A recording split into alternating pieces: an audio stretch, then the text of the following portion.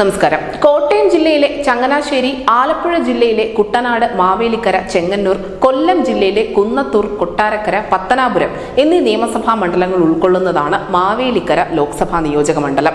1962 മണ്ഡലം രൂപം കൊണ്ടതു മുതൽ കൂടുതൽ തവണയും കോൺഗ്രസിന്റെ കൈപിടിച്ച മണ്ഡലം. പക്ഷേ അപ്രതീക്ഷിത തിരിച്ചടിയും മാവേലിക്കര കോൺഗ്രസിന് സമ്മാനിച്ചിട്ടുണ്ട്. 1984 ഇന്ദിരാഗാന്ധി വധത്തിന് ശേഷം നടന്ന തെരഞ്ഞെടുപ്പിൽ ഇന്ദിരാ സഹതാപ തരംഗം കേരളത്തിൽ ഉൾപ്പെടെ ആഞ്ഞടിച്ചിട്ടും കോൺഗ്രസിന്റെ ഉറച്ച കോട്ടയായി കരുതിയിരുന്ന മാവേലിക്കര ആ കൈവിട്ടു. 3 ജില്ലകളിലായി വ്യാപിച്ചു കിടക്കുന്നത് കൊണ്ട് തന്നെ ഓരോ ജില്ലയിലെയും ഒരു ക്യാപ്സൂൾ റിപ്പോർട്ട് മാവേലിക്കര സംസ്ഥാനത്തിന് നൽകാറുണ്ട്. കുട്ടനാടിന്റെ നാടുകളിലൂടെ കടന്നുപോകുന്ന ഈ മണ്ഡലമാണ് ദേശീയ രാഷ്ട്രീയത്തിൽ ഒരു നേതാവിന് ഇരിപ്പിടം നൽകിയത്. സംസ്ഥാന രാഷ്ട്രീയത്തിൽ ഒതുങ്ങിപ്പോകേണ്ടിയിരുന്ന പ്രൊഫസർ PJ കുര്യനെ 5 തവണയും ലോക്സഭയിൽ എത്തിച്ചത് മാവേലിക്കരയാണ്. 1980 മുതൽ 1999 വരെ അദ്ദേഹത്തിന്റെ 6 തവണ നീളുന്ന ലോക്സഭാ കാലത്തിൽ 5 വിജയങ്ങളും മാവേലിക്കരയിൽ നിന്നായിരുന്നു.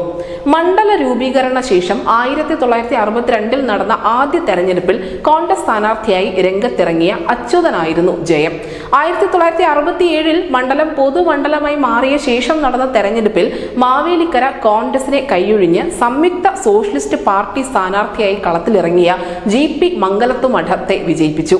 1971 കോൺഗ്രസ് CPI മുന്നണി സ്ഥാനാർത്ഥിയായി മത്സരിച്ചത് കേരള കോൺഗ്രസ് നേതാവ് സാക്ഷാൽ R ബാലകൃഷ്ണ പിള്ളയായിരുന്നു. CPM-ന് വേണ്ടി രംഗത്തിറങ്ങിയതാവട്ടെ S രാമചന്ദ്രൻ പിള്ളയും. വാശിയേറിയ പോരാട്ടത്തിൽ CPM-ന് കാലിടറി. 55,527 വോട്ടുകളുടെ ഭൂരിപക്ഷത്തിന് ബാലകൃഷ്ണ പിള്ളയുടെ കന്നി ലോക്സഭാ പ്രവേശനത്തിനും മാവേലിക്കര വേദിയായി. 1977 അടിയന്തരാവസ്ഥയ്ക്ക് ശേഷം നടന്ന തെരഞ്ഞെടുപ്പിൽ കേരള കോൺഗ്രസ് CPI മുന്നണിക്ക് കേരളത്തിൽ വൻ മുന്നേറ്റമായിരുന്നു എന്ന് മാത്രമല്ല, ലോക്സഭാ തെരഞ്ഞെടുപ്പിനോടൊപ്പം നടന്ന ആ തെരഞ്ഞെടുപ്പിൽ കേരളത്തിൽ കോൺഗ്രസ് CPI മുന്നണി ആദ്യമായി തുടർഭരണം നേടുകയും ചെയ്തു. മാവേലിക്കരയിൽ കോൺഗ്രസിലെ BK നായർക്കായിരുന്നു 1977 ജയം. 1980 തെരഞ്ഞെടുപ്പിലായിരുന്നു PJ കുര്യന്റെ അരങ്ങേറ്റം. കന്നി അംഗത്തിൽ അദ്ദേഹം LDF സ്വതന്ത്രൻ തേവള്ളി മാധവൻ പിള്ളയെ 63,122 വോട്ടിന് പരാജയപ്പെടുത്തി തന്റെ ദില്ലി രാഷ്ട്രീയ അധ്യായത്തിന് തുടക്കമിട്ടു. 1984 ഉപേന്ദ്രനാഥ കുറുപ്പിന് വേണ്ടി മാവേലിക്കരയിൽ നിന്ന് മാറിയ PJ കുര്യൻ അത്തവണ ഇടുക്കിയിൽ നിന്നും മത്സരിച്ച് ലോക്സഭയിലെത്തി. 89 മാവേലിക്കരയിലേക്ക് മടങ്ങിയെത്തിയ PJ Kurian sitting MP Thampan തോമസിനെ തോൽപ്പിച്ച് മണ്ഡലം തിരിച്ചുപിടിച്ചു. 91 96 98 PJ കുര്യൻ ജയം ആവർത്തിച്ചുകൊണ്ടിരുന്നു എങ്കിൽ പോലും അദ്ദേഹത്തിന്റെ ഭൂരിപക്ഷം ഓരോ തെരഞ്ഞെടുപ്പ് കഴിയും തോറും കുറഞ്ഞുകൊണ്ടിരുന്നു. 98 LDF സ്വതന്ത്രനായി മത്സരിച്ച വിദേശകാര്യ വിദഗ്ധൻ കൂടിയായ നൈനാൻ കോശിയോട് അദ്ദേഹം 1261 വോട്ടിനെ കഷ്ടിച്ച് കടന്നുകൂടുകയായിരുന്നു.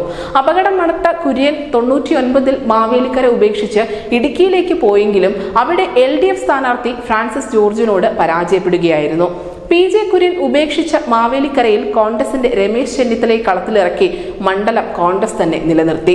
2004 കരുത്തനായ രമേശ് ചെന്നിത്തലയെ താരതമ്യേന പുതുമുഖമായ CS സുജാത CPM-ന് വേണ്ടി അട്ടിമറിച്ച് ലോക്സഭയിലേക്ക് വണ്ടി കയറി. 2009 സംസ്ഥാനത്താകെ നടന്ന മണ്ഡല പുനർനിർണയത്തിൽ മാവേലിക്കര മണ്ഡലം ആകെ മാറി. അടൂർ ലോക്സഭാ സംവരണ മണ്ഡലം ഇല്ലാതായി. പകരം മാവേലിക്കര സംവരണ മണ്ഡലം രൂപം കൊണ്ടു. കൊല്ലം, പത്തനംതിട്ട ജില്ലകളിലായിരുന്നു കാണാമറയത്തായ അടൂരെങ്കിൽ പകരം വന്ന മാവേലിക്കര കൊല്ലം, ആലപ്പുഴ, കോട്ടയം എന്നീ 3 ജില്ലകളിലായി വ്യാപിച്ചു കിടക്കുന്ന മണ്ഡലമാണ്. 2009 നടന്ന തെരഞ്ഞെടുപ്പിൽ അടൂരിലെ സിറ്റിംഗ് MP ആയിരുന്ന കൊടിക്കുന്നിൽ സുരേഷ് മാവേലിക്കരയിൽ ജനവിധി തേടി. 2014 2019 വിജയം ആവർത്തിച്ച് കൊടിക്കുന്നിൽ സുരേഷ് കേരളത്തിൽ നിന്ന് ഏറ്റവും കൂടുതൽ കാലം ലോക്സഭാംഗമായ വ്യക്തിയെന്ന ഖ്യാതിയും സ്വന്തമാക്കി.